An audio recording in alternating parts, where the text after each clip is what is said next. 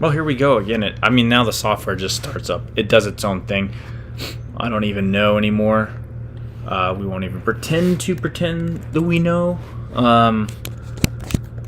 We're just, living life over here with the election chaos. We're gonna go over some of that. I'm tired of being right sometimes. I posted earlier, like days ago, right before the election. I was like on my Facebook, my personal page, and it was like one thing's you can bet on is that Biden Harris and the Democratic Party will get 100% of the dead person vote. And there were some people that came at me a little bit on that, and I was like, hey man, we've done it every election cycle. There's a number of dead people that vote. And even a couple months before this, I had this discussion because people were talking about voter fraud. It's like, well, this is in our history. This happens. It's not right. It shouldn't happen. But we have a history of it. You look at if you want to study one thing, go look at the JFK deal, where Sam Giancana, I think it's Paul Costello, and Santa Traficante, those mafioso families, possibly, I'm sure the New York families had something to do with it too, but all you got to do is read the book Double Cross. It talks about how those three ran people around in vehicles to, stuff, pretty much vote for JFK because his father had promised them that, they'd pretty much have a shoo-in in the White House. They ran people in there, they forged ballots. Another common tactic is they have a bunch of ballots sent to a home, fill them out, or if you have people that are incapacitated or just not, mentally there, you end up voting for them. There's a number of things that go on. Nowadays, it's probably a lot more sophisticated than that. When you have electronic voting, there's been documented. There's I think last time they did it was like a Spanish company that owned a lot of these things that votes switch. They can switch votes. They can write the software. We knew this in 2016. This is not new. Why isn't it fixed? I don't know. Why isn't these measures? Why weren't these measures put in place prior to this? Because I thought that's what Trump. Because they talked about it last election cycle. Why we had 4 years to get this thing done. Granted, it's state, local level. The feds really don't have a whole lot of say in this stuff, but. It's nothing new. It's not like I said I'm tired of being right. It's not like I called anything that was like out of the normal. I just knew that my only solace was like last time I felt like there was such an overwhelming support for Trump that it kind of trumped any fraud. Now now that we have, it's a little bit more, more people are paying attention to this process. It's so much more blatant, and we can see it. We can see people showing up with ballots. Like, where the hell have these things been? I was at a post office the other day, and I was getting fingerprints, whatever I was, for possible, doing some work for the government. Anyway, I know that's whatever. But that's besides the point. I was back there, and was somebody coming in and interrupted us, and they're like, "Well, we were missing, so many ballots, and we magically found 3 ballots that were stacked underneath this and that." And to me, I was like, "Man, there's not like a whole lot of security here. Hopefully there's some, people have some moral, fiber, but who knows? That was just little things that I picked up on. But we're seeing like coolers full of ballots coming in. It's like, how are these things stored? If it was me, if I was a governor, I'd have a national. This is one time every 2 years, and this one especially. You'd think you'd have somebody posted security with these coming out. To me, I'd have the National Guard. If it was me, I know it sounds crazy, but if it's me, if you have to store ballots overnight, if you're not going to get to counting them, they should be housed, and there should be guards. You do that in the military anyway. You fire watch. You just throw some guys on there, and keep the integrity of what's going on. Yeah, but I was telling somebody this too. It's like I was told one time, Lance Corporal Underground, E3 Underground, or whatever. Somebody said this to me there, and I was like, man, this kind of goes against everything the Marine Corps teaches you. But at the same time, in war, there's no real rules, and to this, to the left, this is a war. What is it? If you ain't treating, you ain't trying. And to me, it's like, well, these guys are just better cheaters, and that's just all there is to it. They're good at cheating. They control. What they've done is they've put themselves, whether you agree there's mingling through government entities, Project Mockingbird or whatever you want to call it. These leftists are ingrained in the media corporations, and they're ingrained in government, and especially the electoral process. So I mean, they've got themselves everywhere, and they are huge. They're huge. Well, everybody's into a group atmosphere. It's like, excuse me, where your team and my team, or I'm Team R, Team D, all that jazz. But they're super loyal. They're almost self-organized. They're organized, and there's great buy-in within their community. So like, would they do something that is nefarious? Of course, they do it all the time. We've seen it through Project Veritas. It's nothing out of the ordinary. Now, where do we go from here?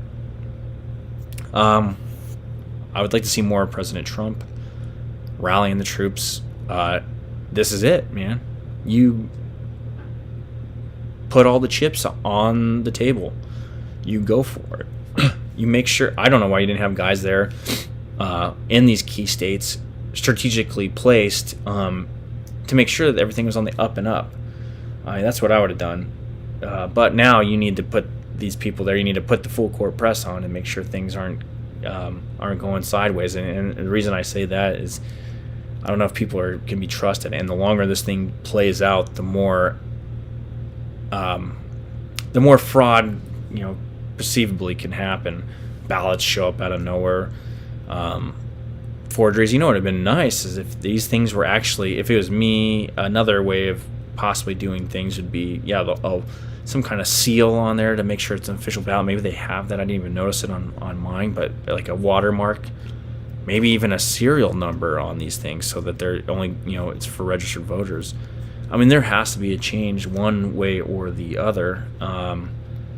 And it's amazing that you have to do all these little steps to secure whatever. If you go get a driver's license, or if you go on a plane, or if you want to get a concealed carry permit, you have to do all these things if you join the military. But when you go vote on the people that run this, this ship called the United States, you don't have to do hardly anything. I mean, I think it's tightened up a little bit more from what I've heard. There's actually, there's a little bit more transparency, but it's definitely not up to snuff. It's not there. It's not to where we need it to be, and it's showing. And this could, this is tearing us apart a little bit. But I mean, good friction. There's some good friction and there's bad friction, and right now we're gonna see a little. These are birthing pains, and hopefully, I don't want to. I just, here's another thought that's come across my brain a number of times. Every time I look at it, I go on a site and I'm scrolling my little mouse across the country and looking at the vote totals, and the thought comes across like they're, whatever. The majority of people. The majority vote has gone to Biden. Okay. Now, not coming from an R or D side or anything, you just look at this guy. He sniffed more kids than a puppy at a playground. I mean, let's just get around it. This guy's creepy. It's Creepy Joe. He's documentedly corrupt. He's been in government. He's a government swamp type. He's been there forever. And yet, he got the popular vote, which I don't care about the popular vote. Who cares? There's a reason why we don't have a straight democracy, mob rule. But to think that, 70 million people hate Trump so much, or think that, or legitimately think this guy's better than him, or whatever the case may be, they think that it's acceptable. They hate Trump so much that it's acceptable to vote for somebody with pedophilic tendencies and documentable foreign corruption. I mean, I don't even know where to begin with that. It's baffling, and it's kind of disheartening at the same time. Anyway, we can only hope that Trump can pull it off. Granted, I'm a libertarian-esque person, but now we're at the lesser of two evils. We're kind of at that, and Trump, I don't know. I don't know where we go from here, but I hope that he pulls it out. I want him. If he gets it, I want this to be his crusade to clean up the election process. That's another thing. And then I want to see Hillary in jail. What the hell? If we don't get Hillary in jail, that was the big thing, or a trial or something hold somebody accountable, for God's sakes.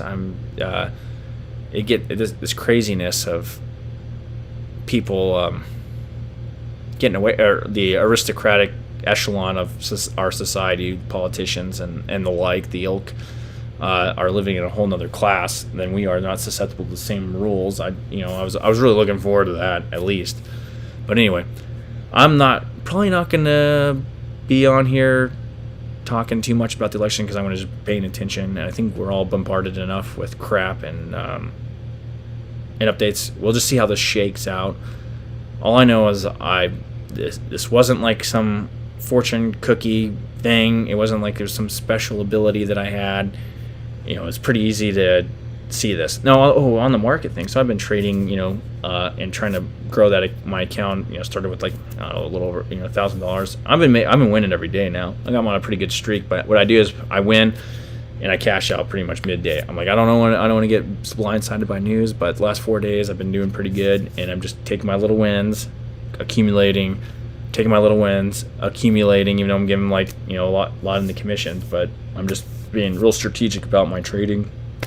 And it's building, it's working. I think I got a pretty good system now, or I had a system as well. But with all this news, you got to be really careful what you do, discipline in the markets for sure. But I'll probably keep people up to date on that. I was going to give up on that, but now I'm refining a system of trading that I can actually make a legitimate money, and start off with a small account and build it up. And I'll probably go over that a little bit more. If I can repeat this, I'm on 4 days in a row of being green. And we'll see what happens tomorrow, if I can do this a couple weeks and grow this account. And because I don't want to come out here and be like, hey, I got this system, or maybe you can follow me, but I want to make sure that I got something that's pretty good, and can talk about it intelligently, because I understand macroeconomics and microeconomics and all that jazz. But when it comes to trading is a whole nother game. It is a business. It is a skill. It is a lot about human psychology and recognizing certain patterns. It's a lot. To me, it's like when you're investing, you're in fundamental analysis, and there's a little bit of technical analysis involved, but you're in the long term. But in this, you're kind of going at it from about 75%, well, even more than that. I'd say you're closer to 85% technical analysis, if not more, during the day. And then you're looking at fundamental news as well, and more so for shocking stuff that could affect, because technicals break down pretty easy, even if you find a pattern. But you notice certain things that go on, throughout the day that could that tend to be tendencies over a span of a week. And right now, it's being able to recognize that and get in and get out. And just before this, there was like a certain time of day where you'd have a huge sell-off, and a certain time of day where it tend to be very bullish, and recognizing shorts and when there's a short squeeze and all. There's a lot of ways to be I call it sniping. You can snipe here, snipe $10-$20 here, snipe $30-$40 banger. It's not much, but I'm only trading with like $1,000, so I can only really control one contract, because I'm trading in futures at the moment, trying to do that. And you can do this with stocks as well. You can go in there and buy a couple hundred shares and play it however you want. And then that a lot of stock movements sector driven, but there's some interesting trades. But I'm doing it through the future side of things, not necessarily the stock side of things. But what else is looking good, and I'll just say this because I've been in it and I've made some money on it, was the inverse of volatility. And I was actually losing sight on that, because what's happening is, because they have to roll contracts over constantly, you almost don't get the same move. So it kind of untethers from the VIX, because of the fact that they constantly have to roll over contracts. So if you go through a period of time where there's not that much movement, you're actually, that fund seems to be losing money, and they can't keep that same 2-3 to 1 leverage, but they still work, they still move, they still have a lot more volatile. So if you can recognize the levels, you can get in there and really capitalize on some large movements. But anyway, I better keep this, because we're almost at 15 minutes and I got other shit to do, and I'm trying not to have coronary or anything over this election thing. But anyway, so like I always say, better, with the monetary mayhem, with the Fed printing, and Fed's printers, they're oiling it constantly, that thing's just going off the reel. You always got to better yourself. You got to be productive. You got to do things that help society, and just stay safe out there. Anyway, talk to you later.